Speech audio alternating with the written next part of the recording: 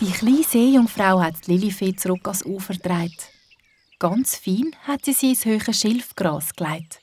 Weit weg von den Lilifee ihren Freunden, weil sie niemand sehen durfte. Schnell hat sie wieder in den See tauchen, aber da hat die Lilifee plötzlich ihre Augen aufgeschlagen und hat gestaunt, wo sie die kleine Seejungfrau entdeckt hat. «Oh je, jetzt hast du mich gesehen!» Wer bist du? Ich heisse Jule. Und wer bist denn du? Ich bin Prinzessin Lilifee.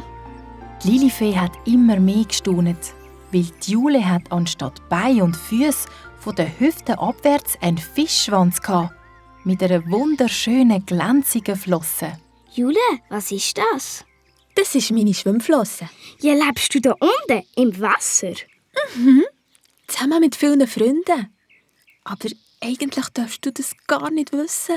Darum habe ich dich doch alle in Schlaf gesungen und wieder da aufgetragen. Weisst, unser Reich unter Wasser muss geheim bleiben. Ich verspreche ich das niemandem verraten. Prinzessinnen Ehrenwort. Also gut, dann erzähle ich dir davon. Und du, Lilifee, erzähl mir ein bisschen von dir. Ich möchte schon so lange wissen, wie es in eurer Welt aussieht und wie ihr da oben lebt.